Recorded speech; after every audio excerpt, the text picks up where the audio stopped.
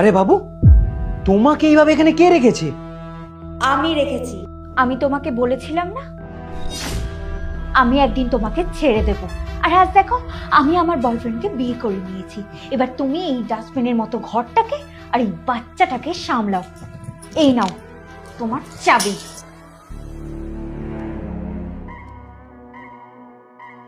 আর এই ছেলেটাকে তুমি সব কি উল্টো পাল্টা কথা বলছো? এই ছেলেটা যার সাথে তুমি আমার দেখা করতে দিতে না, এবার আমাদের বিয়ে হয়ে গেছে, এবার আমাদের আটকে দেখাও। এবার থেকে আমি আমার বাকি জীবনটা ওর সাথেই কাটাবো। আর আমি কি হই বলো? তুমি তুমি আমার এক্স হাজবেন্ড। এক সময় তুমি আমার স্বামী ছিলে, কিন্তু তুমি এখন একজন দুঃখী স্বামী। আর কিছু শুনতে চাও তুমি?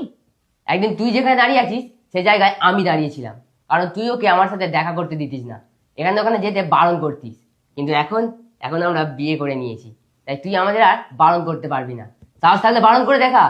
আর তুই তো বারণ করতে পারবি না, কারণ তোর সেই অধিকারটাই নেই। এই ঘরটার মধ্যে আমার দম বন্ধ হয়ে আসছিল। তুমি আমার সব ব্যাপারে সমস্যা করতে, এটা করো না, এর সাথে দেখা করো না, এখানে যাবে না, ওখানে যাবে না, সব ব্যাপারে সমস্যা করতে। তুমি আমার স্বামী ছিলে, বাবা হওয়ার কেন চেষ্টা করতে বলো তো? আর এবার এবার আমি ওকে বিয়ে করে নিয়েছি, এখন থেকে আমি স্বাধীন।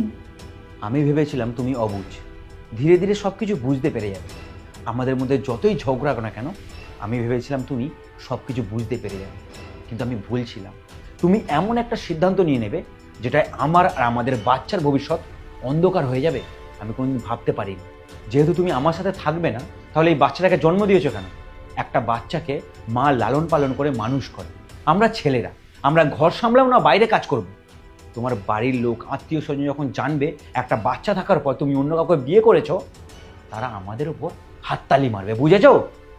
হাততালি মারলে মারতে দাও, আমার তাতে কিচ্ছু যায় আসে না। বাইরের কটা লোক কি ভাবলো আর কি ভাবলো না, আমার একটাই জীবন, আর এই জীবনটাতে আমি নিজের মতো করে বাঁচতে চাই। আর একটা কথা শুনে রাখো, আমি ওকেই ভালোবাসি। আর তোমার সাথে আমার জোর জবরদস্তি বিয়ে হয়েছিল। আমি আমার ভালোবাসার কথা আমার বাড়িতে জানিয়েছিলাম, কিন্তু আমার বাবা মা ওই সময় ও ইনকাম করতো না বলে আমার বাবা মা কোনো মতেই আমাদের সম্পর্কে রাজি হয়নি।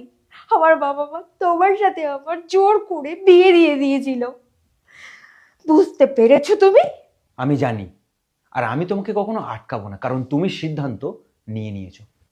আর তোকে বলছি, তোর লজ্জা করছে না অন্যের ঘর ভাঙতে? অন্য কারো বউ